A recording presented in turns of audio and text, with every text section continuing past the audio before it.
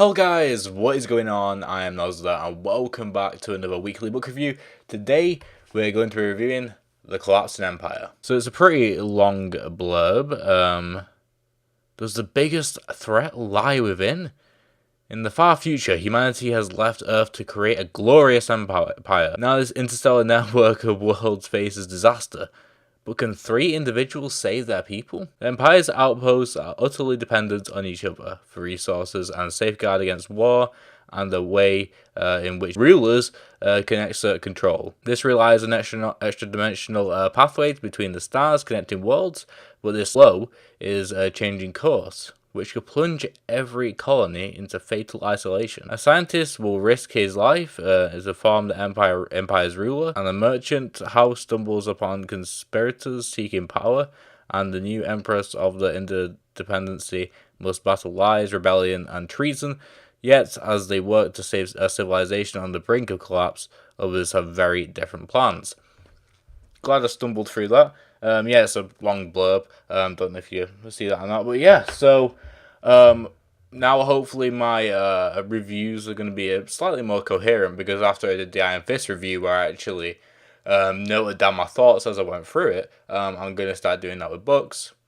Because I have a lot of thoughts going through books, and then by the end of it, I forget some of them. So hopefully this helps. I don't know. So there's three characters: Kadina, Kiva, and Mark or Mars. I don't really know how to pronounce a lot of stuff in this book. But yeah, so they're the three main characters that the book focuses on. They do a chapter each. Usually, it's kind of like the Game of Thrones style thing, even though it's not really Game of Thrones style. It's just what I associate that sort of technique with. It's a closed third-person perspective, and each chapter is written with the narration that has like their personality in mind. So like Kiva's chapters like a bunch of swearing. Kadina's chapters are very calculated, like Mark's is as well. I'm going to call him Mark. It's probably not how you pronounce it. It sounds very French. It would be spelled very French, but yeah. So yeah, that sort of personality embedded into the narration is something that I really enjoy seeing, especially when there's multiple characters per book. Like Station 11, it seemed very bland in the sort of narration. It was also over the shoulder third person, but like they didn't use the technique that the Collapsing Empire did, and I genuinely prefer that bit, because then it's almost like you don't have to cater certain story elements and mechanics around exploring their personality. It's just the way you write it shows the reader everything that you need to know about the personality of the character, and you don't have to waste time on like dialogue, even though that's like inherently natural to do, and so certain situations to show like someone being, I don't know, humorous or something like that. Like you don't have to cater the situation to the personality, is what I'm trying to say. So I feel like that's really good for the story, and I just genuinely enjoy reading a book that way. Yeah, just to get on the characters, all three of them were like good enough, like just genuinely good enough protagonists. They all are well, Mark and Kadina more Kadna. I'm gonna say Kadna, like more protagonists than Kiva, but yeah, all three of them were good. But Kadna was the only one that was like predominantly fleshed out. She is even though there's three of them, she is sort of the main character because she is the emperor or the emperor. Like a lot of this is French. Well, it sounds French when I read it in my head. Like it's like emperor, but without the R on the end, it's the X. So when I read it, I say emperox, even though that's obviously not how it's said. So like emperor, whatever. But yeah, she's the most fleshed out because she is sort of the main character.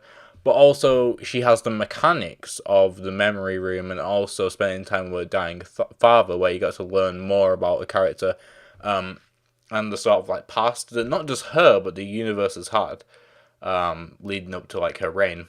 So the other two didn't really get fleshed out as much, but that's because I hope the writer did it on purpose, because it's very, if you don't have mechanics set up like you did with like such as the memory room, you can make it so when you learn about characters like histories and stuff like that and what makes them, you can make it very, very unnatural. And without mechanics such as the memory room, where obviously it's very sci-fi and you could consider it unnatural, I think that's if it's built into the environment and it's got that sort of like iceberg mentality where it feels like there's a bunch of stuff underneath the surface, but it really isn't.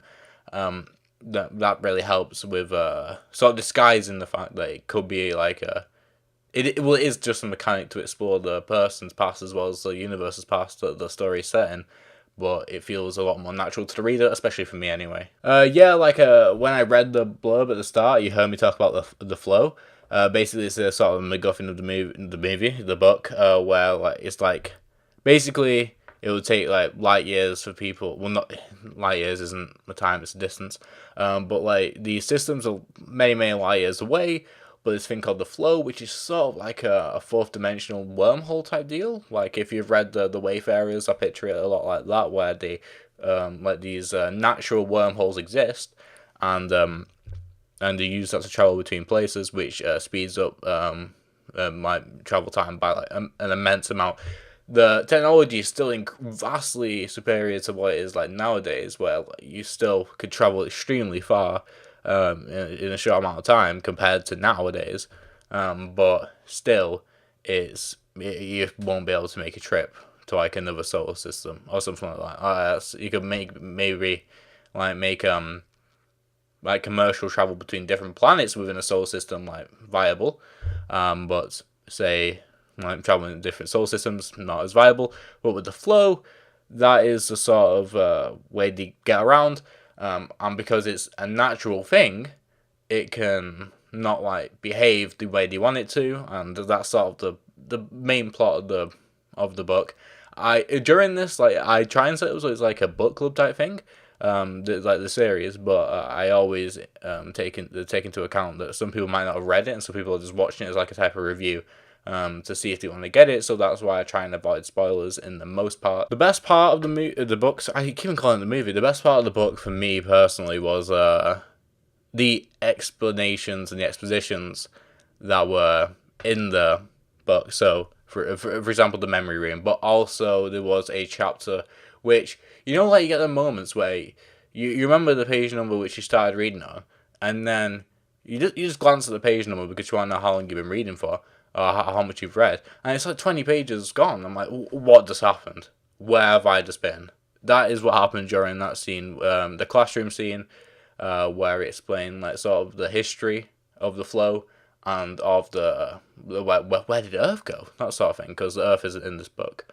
But yeah, so that was really interesting, and the memory room as well. Like them moments as a reader, you gotta enjoy. Like, there's only like exceptional circumstances where you can get like a massive amount of a book like that. So for example, Harry Potter. I read all the Harry Potter books in 9 days, and there was only a few times that I remember like putting the book down. Well, you have to in like 9 days, because there was like there was a stat that like the Harry Potter books like are longer than the New Testament like altogether or something like that. I think that was just after the Order of Phoenix came out as well, so like I had to read them pretty quickly. But anyway, I'm getting completely off track. I'm just saying that the specific part of the book, the explanation sort of stuff, which might be stale to some people and might not like have as much life in as, let's say, the dialogue or the characters, which in a lot of circumstances is my favorite part of other books, but not this one. I really enjoyed the universe this was set in, when the protagonists weren't as important. And I say this after I made countless videos, not countless, I can count them, 3 Maze Runner videos, them being reviews, and one Harry Potter and the Order of Phoenix video, where I stress immensely how important the protagonist is, when in this book specifically, it's not as important because of how cool the universe is. It's like, even though the protagonists are incredibly good in the Wayfarers series, by series I mean 2 books, the universe itself is also an incredibly important character that you just love. So yeah, that's probably my favorite part of the book, honestly. Just the universe. This is the first time I've really seen this happen. I mean, usually, a writer puts in an antagonist at the last moment, like sort of at the last moment, like with Station 11. It felt like the antagonist in that story was sort of just there because a story has to have an antagonist, which is not necessarily true. Like the Closed and Common Orbit, like shown perfectly. That was my favorite book of 2016, by the way. Closed and Common Orbit, gave it a 20 out of 20. Anyway, If you, by the way, I'm gonna mention if you're new to the channel, I'm gonna mention the Wayfarers so much in all my reviews because perfect series. It rivals Harry Potter of like the perfect series. Anyway, I'm getting so sidetracked. It's gonna be like a 40-minute video. Yeah, the antagonist in this one, she was present throughout the entire. You could say the antagonist was like the house, but I'm gonna say it was one person.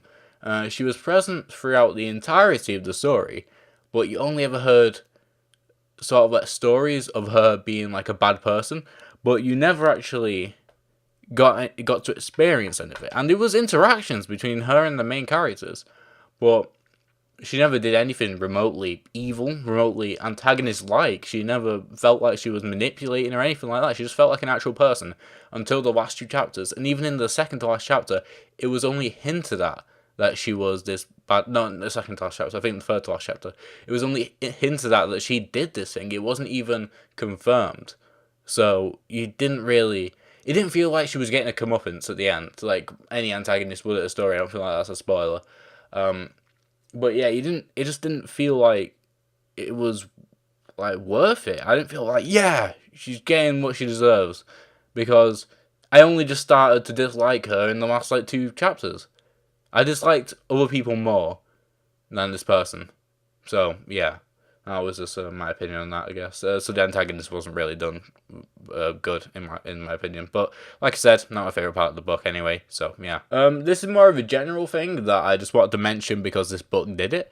But when you foreshadow and when you hint something subtly, like give a tiny brief description of something, and then the reader picks up on it. The reader picks up on it, and they're like, "Oh, that's gonna be good for later," and you feel good about that because, like, it's so easy to skip over things that an author describes, especially when you're reading fast. Like I read this in a day and a half because I only had like 2 days to read this because it came out on Thursday and I'm uploading this on Saturday. I'm recording this Friday night,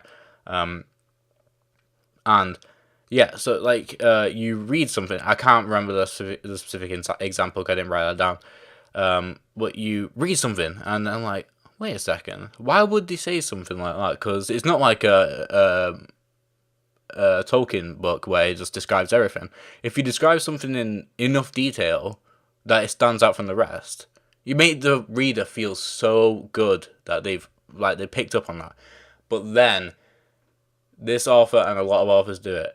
They make the character pick up on it as well. They go, oh, that's weird. And then you just feel so stupid. Like, oh, obviously, everyone would pick up on that. But even if everyone does pick up on that, because then that means you've done good foreshadowing, honestly. If you make the character do it, it just makes it all a lot less special. That's just what to say. I might do a video on it separately. I hate when the characters point something out that you may have discovered on your own and you feel really good about. Honestly, I just feel like that's sort of lazy storytelling.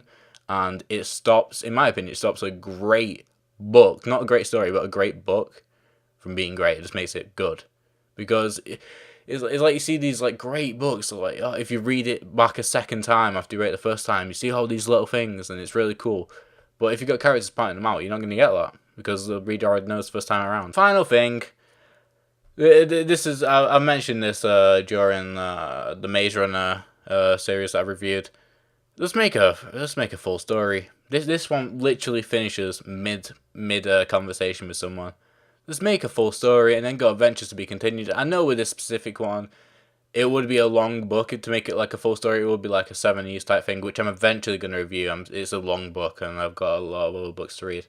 But yeah, make it like an extra 100 pages or something like that, just to like get to a point where you accomplish something other than like giving an antagonist who doesn't feel like an antagonist, like her comeuppance, and like making a go to prison or whatever they ended up doing. Didn't actually end up saying really.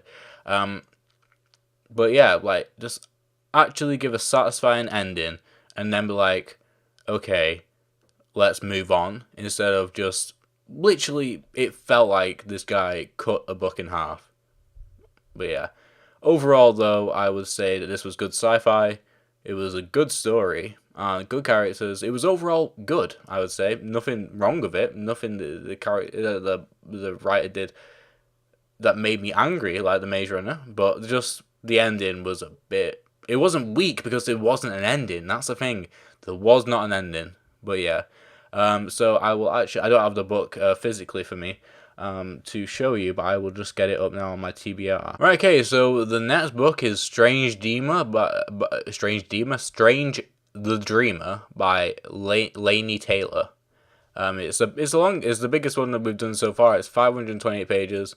It comes out the 28th of March, which is only giving me about a day and a half to review it. So it'll either come out. It probably won't. If you've noticed my upload times, I upload usually at 6 p.m. every day. Well, every Wednesday and Saturday. So either it'll be late Wednesday or it'll be like as early as possible Thursday. But I don't think I'll be able to make the 6 p.m. one because I will be reading basically all of Tuesday and all of Wednesday in order to meet that deadline. And I don't want to rush myself too much as well, but I probably won't enjoy the book as much. But if it is a page turner, I probably will get out in time because 528 pages is not impossible to read in that time. It's just if I'm struggling with a book, then I will be less likely to finish because I'll read slower and also probably take more breaks and that sort of stuff. But yeah, Strange the Dreamer. I'm trying to read as many, not necessarily self-published books, because I don't know if all of these are self-published or not.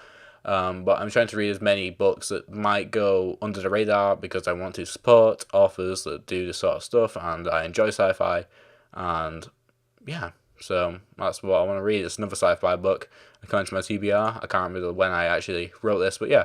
So this has been a long video, and I think my videos will be longer, longer usually. Because now I'm writing notes down, I have more coherent thoughts, and I go off on more tangents. But yeah, so I think that's good for now, guys. Thank you guys for watching. Hopefully you enjoyed it, and I shall see you in the next one. Goodbye.